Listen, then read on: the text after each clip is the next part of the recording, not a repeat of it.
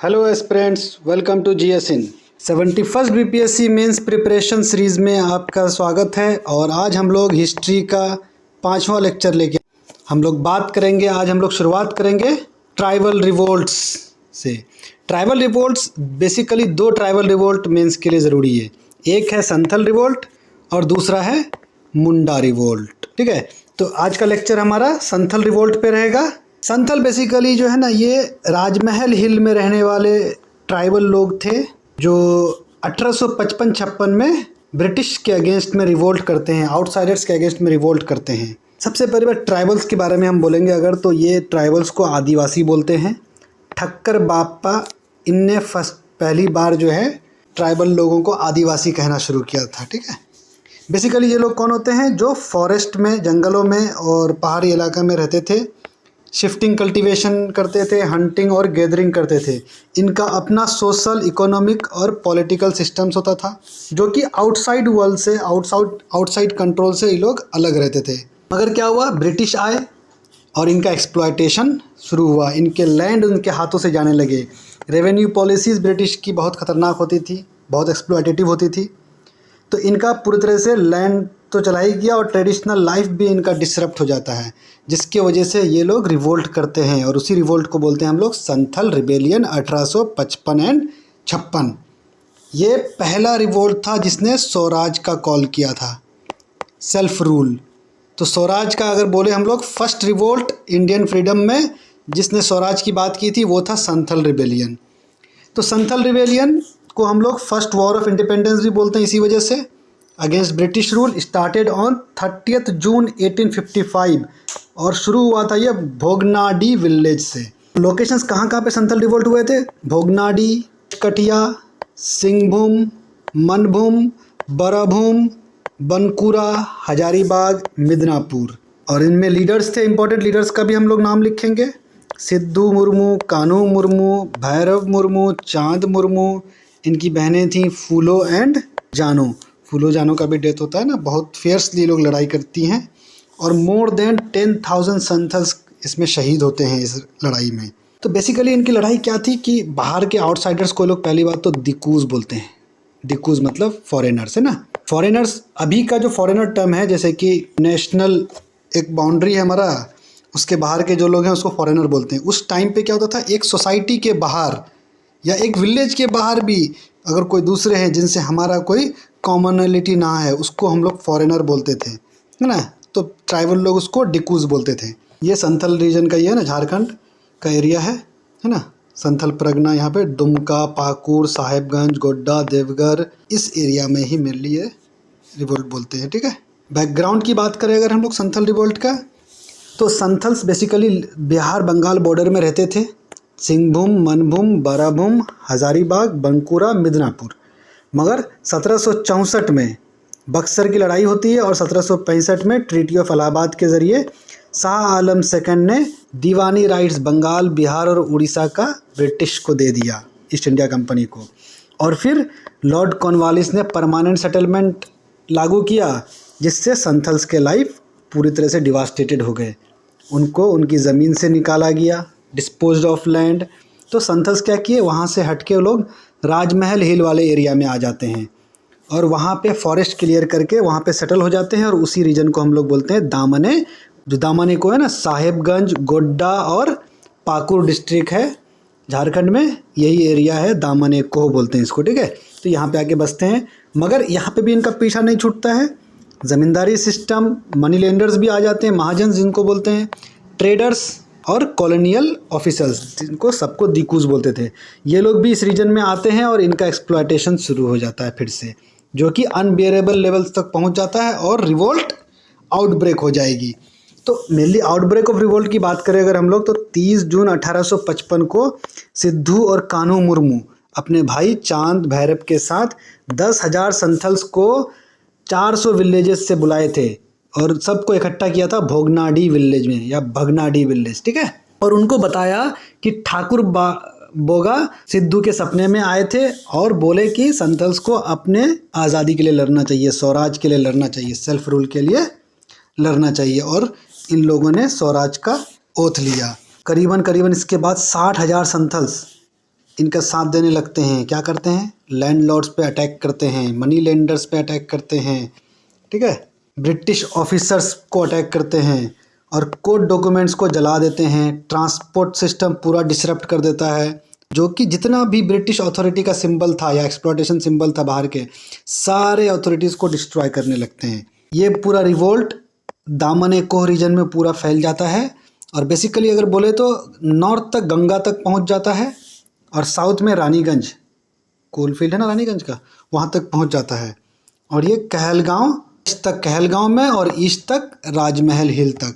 तो ये पूरा एरिया में संथल रिवोल्ट पूरी तरह से आग की तरह फैल जाता है और ट्राइबल्स एकजुट हो जाते हैं। ब्रिटिश के अगेंस्ट में ये लोग रिवोल्ट कर देते हैं। हम लोग अगर बात करें डायमेंशंस की, तो हम लोग एक डायमेंशन इंपॉर्टेंट है, causes of the revolt. Causes of the revolt सबसे पहला है इकोनॉमिक कॉज। इकोनॉमिक कॉज क्या होता है कि परमानेंट सेटलमेंट और ज़मींदारी सिस्टम जो था, इनके वजह से इनकी ज़मीन चली जाती है। बहुत ज़्यादा हाई रेवेन्यू सिस्टम था, तो रेवेन्यू को चुकता करने के लिए मनी लेंडर से लोग लोन लेते थे और उसी में डेट ट्रैप में फंस जाते थे मनी लेंडर्स के। और इंटरेस्ट कितना होता था? 50% से 500%। 100 रुपया का लोन लिया तो 500 रुपया चुकता ना करना पड़ेगा इंटरेस्ट में। इसको बताइए, ये क्या एक्सप्लॉयटेशन हो जाता है। इस एक्सप्लॉयटेशन की वजह से इनकी लैंड जाती है, इनके कैटल्स, फोर्स लेबर करना पड़ता है ना, इसको बेगार सिस्टम बोलते थे। इसमें ट्राइबल एरिया में फोर्स लेबर को बेगार बोलते थे, ठीक है।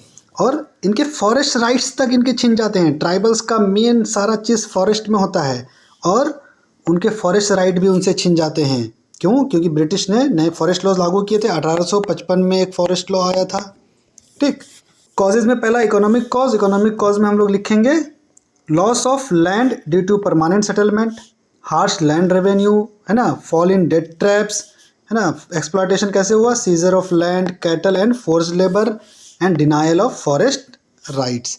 ये सारे इकोनॉमिक कॉज लिख देंगे। दूसरा कॉज है हमारा सोशल कॉज। तो संथल ना आउटसाइड वर्ल्ड से अलग रहते थे, अपने सोसाइटी को वो लोग अलग तरीके से रखते थे।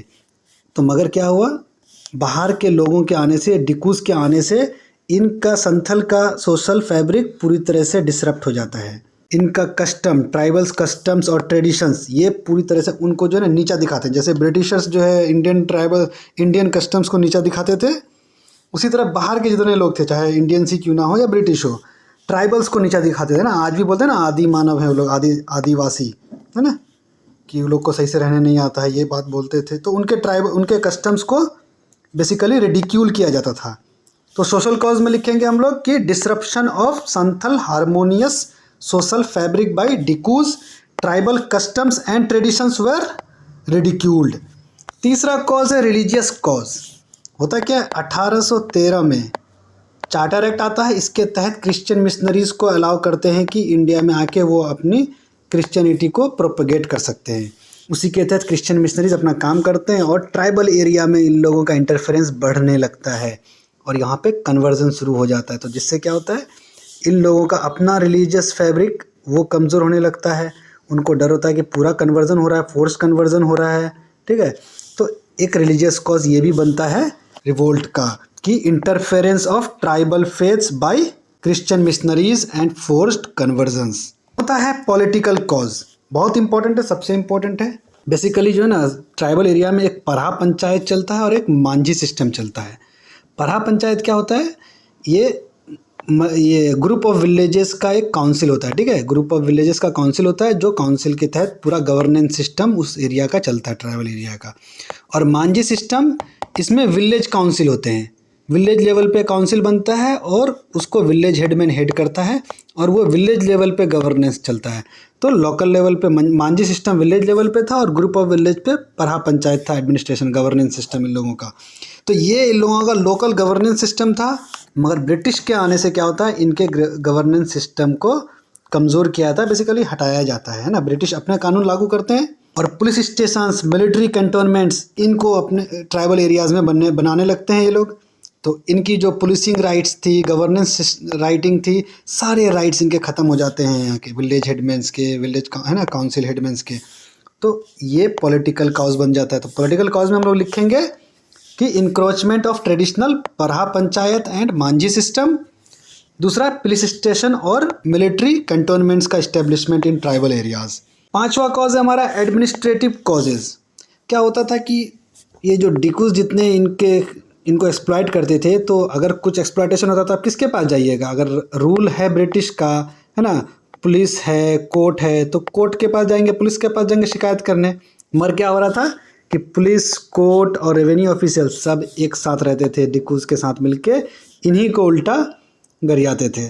डिनायल ऑफ जस्टिस, तो ये क्या हो गया? जस्टिस उनको नहीं मिलता था, तो इनको क्या ऑप्शन मिलता है? कोई ऑप्शन नहीं बचता है बट रिवोल्ट की। तो एडमिनिस्ट्रेटिव कॉज में लिखेंगे हम लोग police, courts and revenue officials sided with dikus, जिसकी वजह से denial of justice left no option but revolt. उसके बाद आते हैं हम लोग इमीडिएट कॉज। मेनली क्या होता है कि कुछ छोटा सा चोरी होता है, उसके इसमें जो है ना बहुत सारे संथल्स को अरेस्ट करके लेके जाते हैं और उनके साथ मार पिटाई बहुत होती है। तो उसी में जो लोग आक्रोश हो जाते हैं, और पुलिस ऑफिसर था महेश लाल दत्ता और उनके साथ और भी पुलिस ऑफिसर्स थे, सबको ये लोग मर्डर कर देते हैं ना। तो ये दरोगा मर्डर केस बोलते हैं इसको, ठीक। तो अनजस्ट पुलिस एक्शन ओवर ए पेटी theft triggered outrage sparking the rebellion. तो इमीडिएट कॉज में हम लोग लिख लेंगे सिर्फ दरोगा मर्डर केस, है ना, जिसमें महेश लाल दत्त और उनके ऑफिसर्स का मर्डर हो जाता है। ये इमीडिएट कॉज होता है और इससे क्या होता है? रिवोल्ट का आगमन होता है। तो हम लोग देखेंगे कोर्स, एक बहुत इंपॉर्टेंट डायमेंशन है। 38 नंबर क्वेश्चन में आए तो ज़रूर आपको डायमेंशन जितना डालिएगा उतना अच्छा है। कोर्स में क्या लिखेंगे हम लोग? सबसे पहले 30 जून 1855 में भोगनाडी विलेज में 6000 संथल मिलते हैं और took oath to establish swaraj, self rule का ओथ लेते हैं। और वहीं पे एक समन इशू करते हैं ब्रिटिश गवर्नमेंट के अगेंस्ट में, जिसका नाम रहता है ठाकुर का परवाना। इसमें ये लोग बोलते हैं कि संथल एरिया में संथल लोगों से टैक्स कलेक्ट करने का अधिकार सिर्फ संथल्स का ही है। तो only Santhals have the right to collect revenue. ये ठाकुर का परवाना नाम का समन इशू करते हैं ब्रिटिश गवर्नमेंट के against. Of course British government क्या करेगी? रिजेक्ट कर देगी और इससे मूवमेंट स्टार्ट हो जाता है। और स्टार्ट कैसे होता है? वायलेंट होता है, बहुत तोड़ फाड़ शुरू हो जाता है, ठीक। महाजन्स जो मनी लेंडर्स थे उनको लूटना शुरू होता है, साहूकार्स को लूटना शुरू हो जाता है। दो इंपॉर्टेंट बैटल है जिसको हम लोग लिखेंगे। एक होता है 16 जुलाई 1855 को बैटल ऑफ पीरपैंथी। इसमें मेजर बोरो के आर्मी को संथल्स हरा देते हैं और बहुत ब्रेवली फाइट करते हैं संथल्स। और दूसरा बैटल है 21 जुलाई 1855, इसमें बैटल ऑफ बीरभूम बोलते हैं। इसमें लेफ्टिनेंट टोलमेन की आर्मी को संथल्स हराते हैं। ये दोनों बैटल एकदम वीर गाथा बैटल है, खतरनाक लड़े थे ये लोग, है ना। धनुष बाण से ही इन लोगों का जो बंदूक सबको छिदा कर दिए थे। और उसके बाद जो है जब इस तरह का देखे थे कि लोग इतना खतरनाक लड़ रहा है, तो फिर कैप्टन अलेक्जेंडर और लेफ्टिनेंट थॉमसन के अंडर में एक बड़ी आर्मी आती है और संथल्स को बुरी तरह से सप्रेस करती है। इसमें मैक्सिमम जो लीडर्स का, सिद्धू कान्हू, इन लोगों का डेथ हो जाता है, जहाँ है ना, फूलो जानों का भी डेथ हो जाता है। तो हम लोग देखेंगे कोर्स में क्या क्या लिखेंगे। कोर्स में लिखेंगे कि 30 जून 1855 में भोगनाडी विलेज से शुरू होता है। 6000 संथल्स ओथ लेते हैं टू इस्टेब्लिश स्वराज। और इसमें इन लोगों ने ब्रिटिश गवर्नमेंट के अगेंस्ट में समन इशू किया है जिसका नाम है ठाकुर का परवाना। और उसमें लिखा है कि Santhals have the right to collect revenue, only Santhals have the right to collect revenue. और इसको ब्रिटिश रिजेक्ट करती है और मूवमेंट शुरू हो जाती है। मूवमेंट वायलेंट शुरू होती है। वायलेंटली संथल्स क्या करते हैं? महाजन्स को अटैक करते हैं, साहूकार्स को अटैक करते हैं और ब्रिटिश अथॉरिटी के जितने सिंबल्स थे सबको अटैक करने लगते हैं। दो बैटल होता है, बैटल ऑफ पीरपैंथी 16 जुलाई 1855 में मेजर बोरो को हराते हैं, और battle of Birbhum 21 July 1855 lieutenant Toulmin को हराते हैं। और फिर कैप्टन अलेक्जेंडर और लेफ्टिनेंट थॉमसन की आर्मी आकर के संथल्स को सप्रेस कर देती है, तो रिवोल्ट को सप्रेस कर देगी। पता है हम लोग ऑब्जेक्टिव्स, ये जो इतना बड़ा रिवोल्ट हुआ इसका ऑब्जेक्टिव क्या था आखिर? तो पहला है टू एक्सपेल डिकूज आउटसाइडर्स, इनको बाहर निकालना यहाँ से। और जो फॉरेन रूल है, ब्रिटिश रूल, अपना कानून चला रहे हैं, इसको ख़त्म करना। तो और दूसरा establish swaraj under Santhal leadership, self rule establish करना जिसका लीडरशिप, जिसको कौन चलाया governance system? Santhals. Build a just and righteous order, reform agriculture taxation on fair terms, agriculture का टैक्सेशन सिस्टम में रिफॉर्म लेके आना है। इसमें वो कीजिएगा जो है ना परहा पंचायत और मांझी सिस्टम जो था ना, इसी में आ जाएगा, मगर उसको अलग से भी लिखिएगा तो अच्छा रहेगा, पॉइंट बढ़ेगा, है ना। तो to reestablish Parha panchayat Manjhi system. Okay, तो ऑब्जेक्टिव में 5 ऑब्जेक्टिव लिख लीजिएगा, 5 point. Expel dikus and foreign rule, establish swaraj under Santhal leadership, build just and righteous order जहाँ पे सबके साथ जस्टिस हो, reform agriculture taxation on fair terms and to reestablish Parha panchayat and Manjhi system.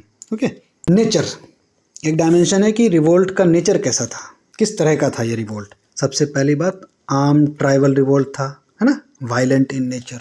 हमने देखा था कि ठाकुर बोगा उनके सपने में आए थे और उनको गाइड किया था, तो डिवाइन सपोर्ट, है ना। उसके बाद रूटेड इन इकोनॉमिक ऑपरेशन, तो ये रिवोल्ट शुरू होता है क्यों, इकोनॉमिक ऑपरेशन की वजह से, मगर soon turned into anti colonial resistance. ये नेचर था, स्टार्ट हुआ इकोनॉमिक ऑपरेशन के अगेंस्ट में और आते आते क्या हो गया, एंटी कॉलोनियल रेसिस्टेंस बन चुका था। Unified diverse oppressed groups not just Santhals, तो उस एरिया में सिर्फ संथल्स ही नहीं, उस एरिया में और जो दूसरे ग्रुप्स थे और दूसरे ट्राइबल्स थे, सब इनका साथ देने लगते हैं और जितने सब ऑपरेस्ड थे सब इस रिवोल्ट में अपना हिस्सेदारी करने लगते हैं। 5वां है ट्रेडिशनल वेपन्स, मतलब बोज, एरोज, स्पेयर्स, इनसे इन लोगों ने लड़ाई किया अगेंस्ट ब्रिटिश राइफल्स। और 6ठा है स्कैटर्ड एंड प्लांट, तो ये पूरे रीजन में ही जो है फैल चुका था। और दूसरा प्लांट था कि कब क्या करना है, थोड़ा हमारा प्लांट चल रहा था, ठीक है। और एक इम्पॉर्टेंट इसका ये फीचर है use of guerrilla warfare technique. Guerrilla warfare technique क्या होता है कि जैसे पहाड़ इलाका है तो मेनली क्या करते हैं, छुपके रहते हैं, अचानक जैसे देखेंगे अचानक आएंगे, मारेंगे, अटैक करेंगे और फिर वापस छुप जाएंगे, इसी को बोलते हैं गुरिल्ला वारफेयर टेक्निक, है ना। एक बार रिवाइज कर ले, नेचर में क्या क्या लिखेंगे, armed tribal revolt, violent in nature, divine support, rooted in economic oppression, soon turned into anti colonial resistance, unified diverse oppressed groups, है ना, not just Santhals, traditional weapon से लड़ाई किए थे, बोज, एरोज, स्पेयर से, scattered and plant, and last है use of guerrilla warfare technique. यही points लिखना है, ठीक है। अब आते हैं कि सक्सेस उस तरह से नहीं पाया गया मगर सक्सेस हुआ, लिमिटेड सक्सेस हुआ, तो उसका कारण क्या है लिमिटेड सक्सेस का। पहला कारण है कि रिबेल्स किससे, प्रिमिटिव वेपन्स, वही ट्रेडिशनल वेपन्स, बोझ से लड़ाई कर रहा था, ब्रिटिश के पास था राइफल, तो टिक पाना तो थोड़ा मुश्किल है ना। दूसरा है लिमिटेड जोग्राफिकल स्प्रेड, तो ये दामन को रीजन, राजमहल हिल्स, है ना, इन्हीं पे सीमित रहा, ज़्यादा फैला नहीं, ठीक है, तो जोग्राफिकल स्प्रेड भी कम था। उसके बाद ब्रिटिश रिटेलिएशन, बहुत स्मूथली ब्रिटिश ने जो है इसको सप्रेस करना शुरू किया था, मार्शल लॉ इम्पोज कर दिया था नवंबर 1855 में और पूरी तरह से इस रिवोल्ट को शांत कर दिया था। सिद्धू और कान्हू को कैप्चर किया गया और थाउजेंड्स ऑफ संथल्स मारे गए, करीबन 15,000 संथल्स इसमें शहीद होते हैं। उसके बाद ये जो डिकूज थे और भी आउटसाइडर जितने सारे थे ट्राइबल के अलावा, सब ने कॉलोनियल फोर्सेस का साथ दिया, जिसकी वजह से बिट्रे मिला इनको और फिर इन लोगों का रिवोल्ट भी कमज़ोर हुआ, ब्रिटिश थोड़ी ताकतवर हो जाती है। तो reasons for its limited success में लिखेंगे primitive weapons against British firearms, limited geographical spread, है ना, swift British retaliation, martial law impose हो गया था, Sidhu Kanhu captured and more than 15,000 Santhals were martyred and betrayed by collusion of dikus with colonial forces. आते हैं इसका इम्पैक्ट, रिवोल्ट का impact क्या रहा, कॉन्सिक्वेंसेस क्या रहा, है ना। सबसे पहली बात इमीडिएटली क्या हुआ था, इमीडिएटली हम देखेंगे तो 15,000 से ज़्यादा संथल लोग मारे गए, तो बहुत ज़्यादा कैजुअलिटीज़ आई थी, huge casualties and destruction of Santhal villages. Santhal villages का बहुत बुरा हाल हो गया था, जो अभी गाजा का हाल देखिए ना, करीबन समझ लीजिए, मगर उतना नहीं। मार्शल लॉ और ब्रूटल सप्रेशन, मार्शल लॉ लग जाता है पूरे एरिया में और बुरी तरह से सप्रेस किया जाता है ना, ढूंढ के मारा जाता है। तो इमीडिएट इफेक्ट्स में लिखेंगे हम लोग huge casualties and destruction of Santhal villages, martial law and brutal suppression. मगर और भी कुछ होता है, रिफॉर्म्स लेके आते हैं ब्रिटिश, क्योंकि ये बहुत एकजुटता के साथ संथल्स ने रिवेल किया था, तो रिफॉर्म तो लाना ज़रूरी है, स्पेशली डैमेज कंट्रोल के लिए लेके आए थे, ठीक है। सो संथल परगना डिस्ट्रिक्ट ये बनाया जाता है, स्पेशल एडमिनिस्ट्रेशन संथल परगना, इसका हेडक्वार्टर बनता है दुमका और ये एडमिनिस्ट्रेशन इनके लिए स्पेशली होता है, इनको भी गवर्नेंस सिस्टम में शामिल किया जाता है, ठीक है। दूसरा है संथल मांझी सिस्टम, और जो परहा पंचायत था इसको रिस्टेब्लिश किया जाता है, इनको रिकॉग्नाइज किया जाता है, इनके पॉलिटिकल सिस्टम, इनके लोकल गवर्नेंस सिस्टम को रिकॉग्नाइज किया। उसके बाद संथल प्रज्ञा टीनेंसी एक्ट, इसके तहत क्या हुआ कि कोई भी आउटसाइडर्स को संथल एरिया में ट्राइबल लैंड को आउटसाइडर्स को नहीं बेच सकते हैं, तो इनकी ज़मीन इनके पास ही रहेगी। ये इनका बहुत बड़ा फ़ायदा हुआ। तो इनका प्रोटेक्शन के लिए आया Santhal Pargana tenancy act, Santhal Pargana district बनाया गया और मांझी सिस्टम परहा पंचायत इनको रिकॉग्नाइज किया गया, है ना। तो संथल डोमिनेटेड एरिया में डिक्कूज का एंट्री रेस्ट्रिक्ट कर दिया गया। तो ये रिफॉर्म लेके आए डैमेज कंट्रोल के तौर पे। क्या क्या लेके आए रिफॉर्म्स में? संथल प्रगना डिस्ट्रिक्ट बनाया गया, मांझी सिस्टम और परहा पंचायत को रिकॉग्नाइज किया गया, संथल प्रगना टीनेंसी एक्ट लेके आए और entry of dikus restricted in Santhal dominated regions. Long term significance अगर हम बोले इसका कॉन्सिक्वेंस क्या रहा कि ये बाद के जितने ट्राइबल अपराइजिंग्स रहे उसको इंस्पायर करी है, उनको शेप करी है ना। लोग एकजुट हुए हैं, एंटी कॉलोनियल कंसाइसनेस बना है, लोगों को समझ में आया कि ये हम लोगों को ब्रिटिश एक्सप्लॉइट कर रही है, तो सब एकजुट होकर के फाइट करने लगे कि वो लोग लड़ सकते थे तो हम लोग भी लड़ सकते हैं। तो इंस्पायर किया अच्छा खासा। और ये अगर हम लोग बोले इमीडिएट इंस्पायर बोले तो रिवोल्ट इसके बाद हुआ, तो जिसको बोला जाता है प्रीकर्सर टू द 1857 रिवोल्ट। इसका भी लेक्चर जल्दी आएगा। सिमिलर कॉल्स फॉर स्वराज जो 1857 में था ना, तो 1857 जो हम लोग बोलते हैं फर्स्ट वॉर ऑफ इंडिपेंडेंस, कहीं ना कहीं संथल रिबेलियन से इंस्पायर्ड है। तो mark the Santhals as central figures in India's freedom struggle. और इसके बाद इंडियन फ्रीडम स्ट्रगल में जितने भी इवेंट आए हैं कहीं ना कहीं संथल्स और संथल रिबेलियन का कुछ ना कुछ इन्फ्लुएंस ज़रूर रहा है। तो लॉन्ग टर्म सिग्निफिकेंस में लिखेंगे inspired later tribal uprisings and shaped anti colonial consciousness, viewed as a precursor to the 1857 revolt with similar calls for Swaraj, marked the Santhals as central figure in India's freedom struggle। इस dimension हम लोग answer में लिख सकते हैं क्या कि ये बाकी रिवोल्ट जो हुए थे उस टाइम पे उनसे कैसे अलग थे। संथल रिवोल्ट अपने आप में एक यूनिक है। सबसे पहली बात, strengthened tribal identity. Santhal revolt ने क्या किया, एक मॉडर्न संथल आइडेंटिटी को बनाया है जो protected tribal culture influenced the creation of Jharkhand, जो बाद में चल के 2000 में 15 नवंबर 2000 को जो झारखंड बना है कहीं ना कहीं संथल रिवोल्ट से ही इन्फ्लुएंस्ड है। Boosted self respect, Santhals fought bravely with limited resources showing unity and courage against the British. तो इनके पास बहुत रिसोर्स लिमिटेड था मगर फिर भी लड़ाई किए, यूनाइट हुए एक साथ और बहादुरी से लड़े। तो boosted self respect. Fostered nationalism, inspired collective anti British sentiments, है ना। जितने एरिया में सब ब्रिटिश के अगेंस्ट में एक सेंटीमेंट जनरेट हो जाता है। Laying ground work for the later revolts like 1857, ये इंपॉर्टेंस है, इसका सिग्निफिकेंस भी है। Fostered nationalism. इनोवेटिव वॉरफेयर, क्या इनोवेटिव था? बेसिकली बोज और एरोज तो इनोवेटिव नहीं था उतना, मगर लिख लेंगे हम लोग क्योंकि हम लोग को पॉइंट्स बढ़ाना है। मेनली गुरिल्ला टैक्टिक्स का यूज़ करते हैं ना अगेंस्ट ब्रिटिश वेपन्स। तो ब्रिटिश वेपन्स का डायरेक्ट आमना सामना तो नहीं कर सकते थे बोज के साथ, तो गुरिल्ला टैक्टिक्स का यूज़ करते थे, आते थे और तीर घोप के छुप जाते थे। तो ये पहली बार बिहार में गुरिल्ला टैक्टिक का यूज़ होता है, जो बाद में आज़ाद दस्ता में भी इसको यूज़ करेंगे क्विट इंडिया मूवमेंट के टाइम पे, है ना। उसके बाद है स्ट्रॉन्ग लीडरशिप। सिद्धू कान्हू, इन्होंने जो 6000 संथल को पहले तो इनिशियली इकट्ठा किया, बाद में मोर देन 60,000 संथल्स इनके साथ जुड़ते हैं। और संथल्स के अलावा दूसरे जो लोग, दूसरे ट्राइबल लोग थे उस एरिया के, सब इनके साथ जुड़ने लगते हैं। ओके, तो इस तरह का लीडरशिप था सिद्धू कान्हू का। तो स्ट्रॉन्ग लीडरशिप और partial success and legal impact, दो पूरी तरह से सक्सेसफुल नहीं रहा स्वराज ये करने में, मगर थोड़ा तो सक्सेस रहा ही। संथल प्रगना टीनेंसी एक्ट आया, इनके लैंड राइट्स को प्रोटेक्ट करने लगे, इनके जो पॉलिटिकल सिस्टम था उनको रिकॉग्नाइज किया गया। तो partial success and legal impact. तो कैसे डिफरेंट थे, क्या क्या लिखेंगे? Strength and tribal identity, modern Santhal identity इससे बनती है। बूस्टेड सेल्फ रिस्पेक्ट, ठीक, लिमिटेड रिसोर्सेज के साथ इन लोगों ने यूनिटी और करेज के साथ लड़ाई किया ब्रिटिश के अगेंस्ट। फोस्टर्ड नेशनलिज्म, जो कि लेटर 1857 रिवोल्ट को भी इन्फ्लुएंस दिया है, ग्राउंड वर्क दिया है। इनोवेटिव वॉरफेयर, बोज और एरोज का यूज़ किए गुरिल्ला टैक्टिक्स के जरिए ब्रिटिश फायर आर्म्स से लड़ने के लिए, और ये पहली बार बिहार में हुआ था। Strong leadership, Sidhu and Kanhu, इन्होंने मोर देन 60,000 पीपल को इकट्ठा किया लड़ने के लिए। और फिर partial success and legal impact, Santhal Pargana tenancy act जो लैंड राइट को प्रोटेक्ट करता है। फिर मांझी सिस्टम, परहा पंचायत को भी रिकॉग्निशन मिलता है। लास्ट में हम लोग कंक्लूजन में आएंगे। कंक्लूजन में हम लोग लिखेंगे Santhal rebellion of 1855-56 was not just a tribal uprising but a landmark anti-colonial struggle. Though brutally crushed, it symbolized the courage of marginalized communities to rise against injustice.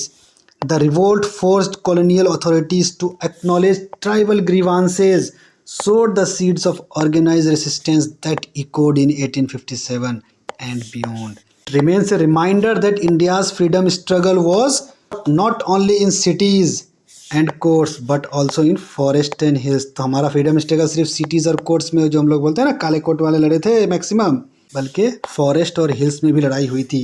बोज और एरोस से लड़े थे against this mighty British empire.